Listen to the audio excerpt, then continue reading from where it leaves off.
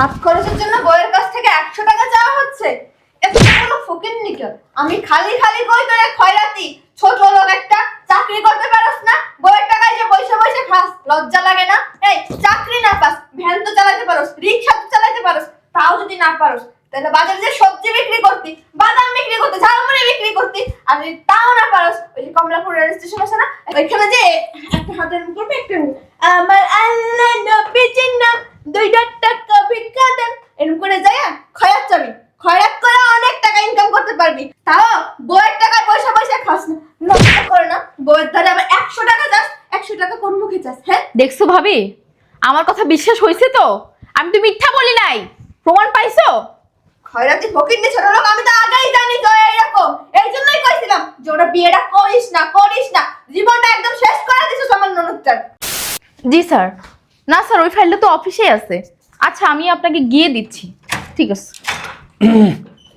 দাঁড়াও, অফিসে যাচ্ছ? দেখতে তো পাচ্ছ কই যাচ্ছি, আবার জিজ্ঞেস করতেছো কেন? তোমার কাছে ভাঙতি 100 টাকা হবে? কেন? মানে আমার হাত খরচ নাই তো, তাই। বাহ, আর কতদিন এভাবে আমার থেকে টাকা নিবা তুমি? বলো।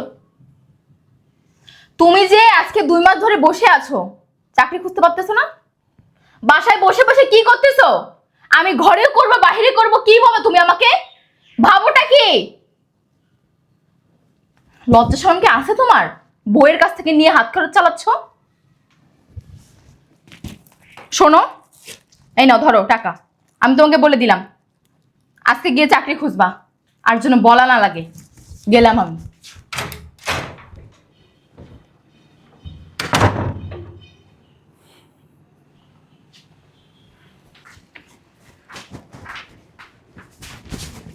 কি ব্যাপার অথই, তুমি এখন?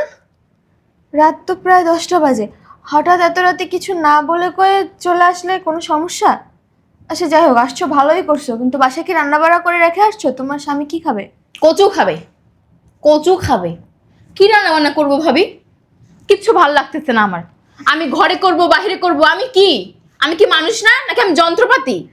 মানে কি হয়েছে বুঝলাম না তো, কোনো সমস্যা? যন্ত্রপাতি মানে কি হয়েছে? আবার কি কোনো ঝামেলা হয়েছে নাকি? ভাবি, আমি একটা মানুষ, ঘরে করি বাহিরে করি, তারপর এসে আবার ওকে রান্না বান্না করে ওকে খাওয়াতে হয়। ও যে আজকে 2 মাস ধরে বসে আছে, কোনো কাজকর্ম করতেছে না। ও তো উচিত একটা চাকরি খোঁজা, সেটাও খুঁজতেছে না। আজকে সকালবেলা ও আমার থেকে আরো 100 টাকা নিছে হাত খরচের জন্য। তাহলে ভাবো আমি কি করব বলো? কি বলো তুমি? 2 মাস ধরে চাকরি নেই? একটা মানুষের যদি 2 মাস ধরে চাকরি না থাকে তাহলে তার সংসারটা কিভাবে চলে, সে কিভাবে চলে? তার কি মাথায় এইটুকু কমন সেন্স আছে? আমি তো তোমাকে অনেক আগে থেকেই বলতেছি এই শয়তানটাকে ডিভোর্স দিয়ে দাও। এই খয়রাতের সাথে তুমি যতদিন সংসার করবে না তুমি শান্তিতে থাকতে পারবে না। হ্যাঁ ভাবি, তুমি একদম ঠিক কথা বলেছো। ইস, ওই শয়তানটাকে দেখলে না আমার এত রাগ ওঠে, মনে হয় আমি একটা উষ্টা মারি। ইস, আমার কি সুন্দর ননদিনীর চেহারাটা বাইরে কাজ করতে করতে কেমন হয়ে গেছে। আর ওই খয়রাতির বাচ্চা বসে বসে খাচ্ছে, আমার এই সুন্দর ননদিনীটাকে দিয়ে ঘরের বাইরে সব কাজ করাচ্ছে।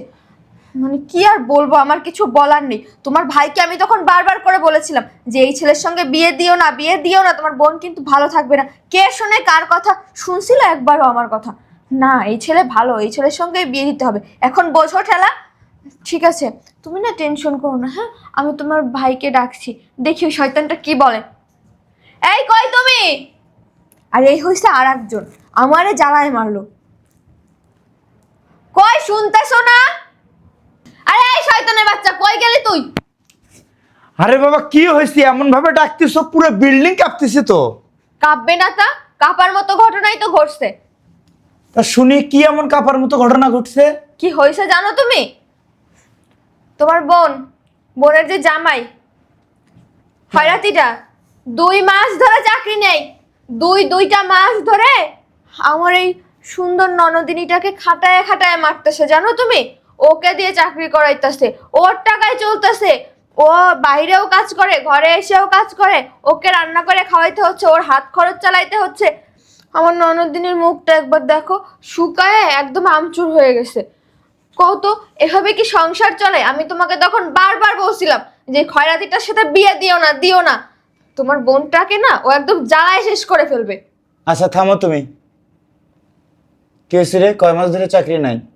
2 মাস ধরে চাকরি নাই। 2 মাস ধরে চাকরি নাই? হবে, আবার চাকরি হলে করবে। আমারও তো চাকরি ছিল না, এই তো আমি এখন করতেছি। সেই জন্য কি চাকরি খুঁজবে না? চাকরি খুঁজবে, এখন তো অনলাইনের যুগ, এখন তো প্রতিদিন যাইতে হয় না, ঘরে বসে তো ফোনে ফোনে চাকরি খোঁজা যায়। শোনো, এইসব বাহানা না দিও না।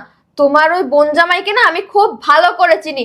ও যে একটা শয়তান, ও যে একটা খাচ্চর, এটা আমি খুব ভালো করে জানি। বউয়ের টাকায় বসে বসে খাইতেছে না, এই জন্য কিছু বুঝতেছে না, বুঝছো? ওই বউয়ের টাকায় খাইতেই মজা লাগে। কি 2 মাস থেকে চাকরি নাই, সে কিনা বউর টাকা খাচ্ছে? তো কার টাকা খাইতেছে? সে যে এতদিন চাকরি করছে, ইনকাম করছে, সে টাকা কি করছে? এতদিন কি মুখ বন্ধ করে ছিল? এতদিন খায় নাই সেগুলা?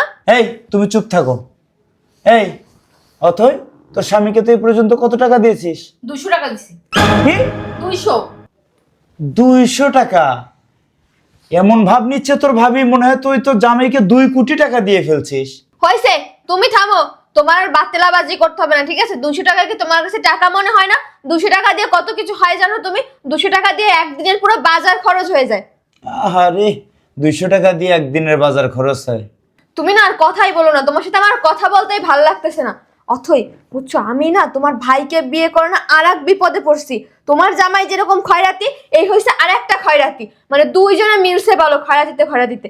শোনো, ওর সাথে না বাড়তি কথা বললে কোনো লাভ হবে না। এখন একটা কাজ করো, তুমি চলো আমার সাথে রুমে চলো, আমি ভাত দিচ্ছি, হাত মুখ ধুয়ে খেয়ে নাও। আর সকালবেলা আমি তোমাকে সাথে করে নিয়ে তোমার বাসায় যাব। তারপরে তোমার ওই ভাদাইমা জামাইয়ের আমি ব্যবস্থা করতেছি। চলো, উঠো, থাকো তুমি, যত সব আজাইরা। যাও, আমার বোন জামাই কেমন আমি ভালো করে চিনি। শেষে এমন দৌড়ানি দিব না, তখন বুঝতে পারবে। আর আমি এটা কোন জিনিস বিয়ে করছি, সে কিনা আমারই চরকির মতো ঘুরায়। আল্লাহ যেন এরকম আজরাইল আর কারো ভাগ্যে না দেয়।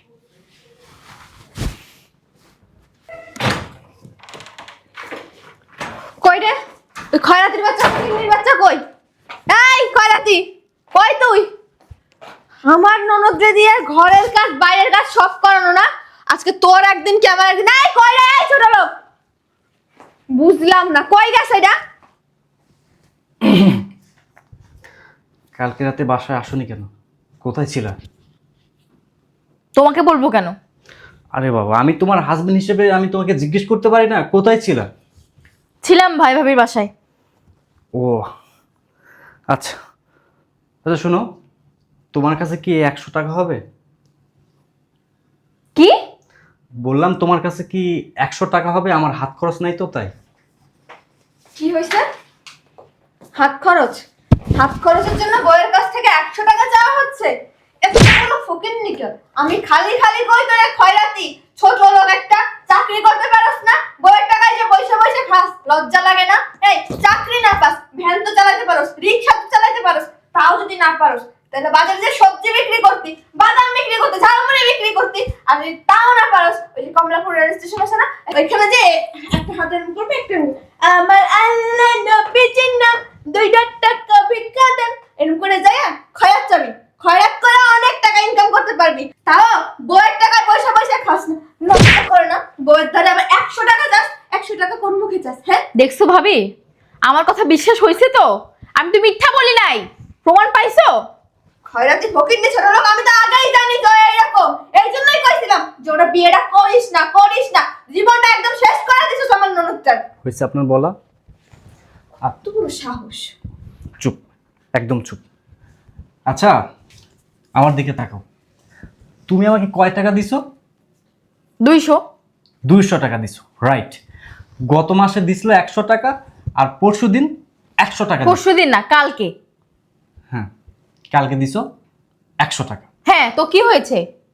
এই 200 টাকা দিয়ে তুমি এমন ভাব করতেছো মনে হয় স্বামীর জন্য অনেক কিছু করে ফেলছি, বিশাল কিছু করে ফেলছি। এই মেয়ে, এই 200 টাকা কি তোমার কাছে টাকা মনে হয় না?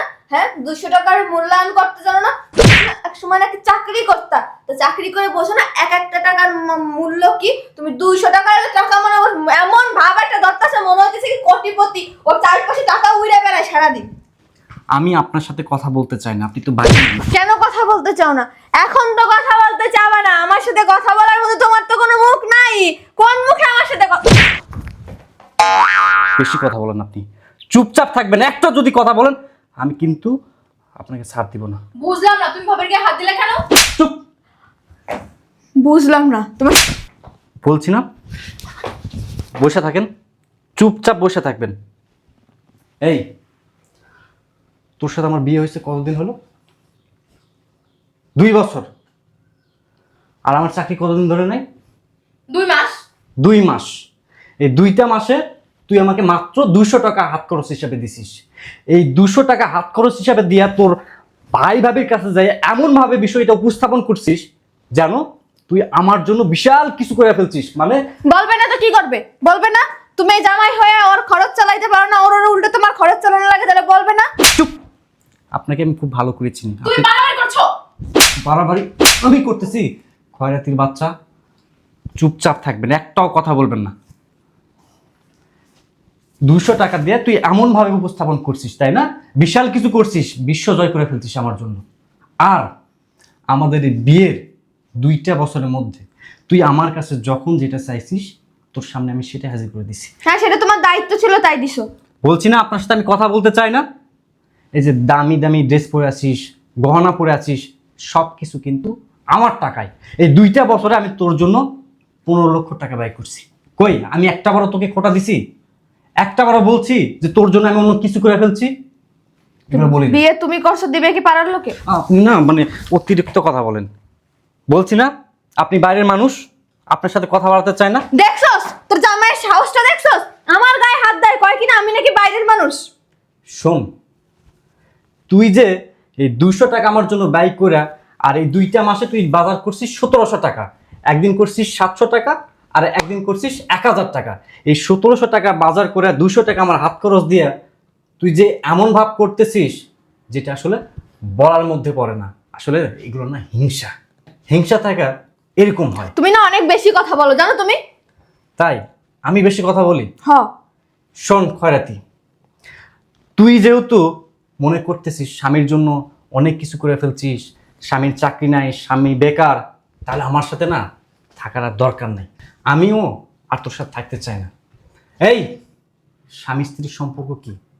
স্বামী স্ত্রীর সম্পর্ক এমন একটা সম্পর্ক, বিপদ আপদ সব সময় স্বামী স্ত্রীর পাশে থাকা। স্বামী যদি মানসিকভাবে ভেঙে পড়ে, স্বামীর চাকরি নাই, আজ নাই কাল তো হবে, তোর উচিত কি ছিল?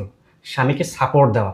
অথচ তুই স্বামীকে শায়েস্তা করার জন্য তোর ভাবিকে নিয়ে আসছিস।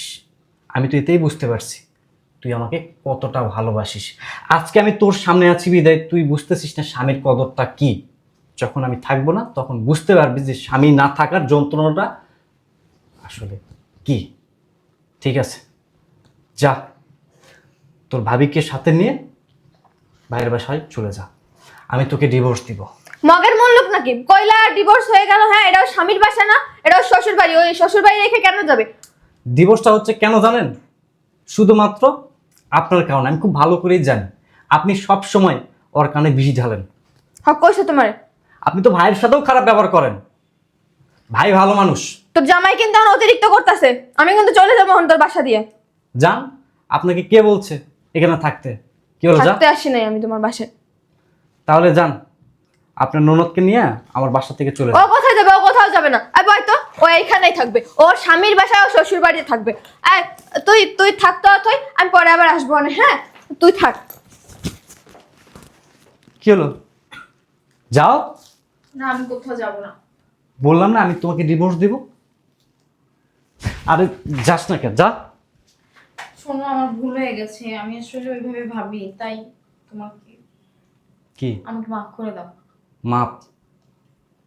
আমি তোকে মাপ করতে পারবো না, কারণ তুই তো কোনো ভুল করিস নাই, তুই অন্যায় করছিস। আর তোর মনের মধ্যে অনেক প্যাঁচ, জিলাপির যেরকম প্যাঁচ থাকে না ওইরকম প্যাঁচ, তুই তো হিংসা করিস। আমাকে মাফ করে দাও, আমার ভুল হয়ে গেছে। আসলে আমি তোমার দুঃখটা আর তোমার কষ্টটা বুঝতে পারিনি, তার জন্য আমি কি করব বলো?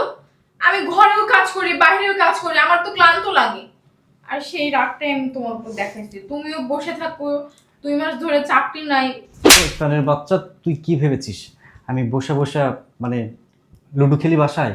আমি সব সময় চাকরি খুঁজি, সবসময় এমন যে না যে অফিসে অফিসে গিয়ে আমার চাকরি খুঁজতে হবে। এখন তো অনলাইনের যুগ, ডিজিটাল যুগ, ঘরে বসে তো চাকরি খোঁজা যায়।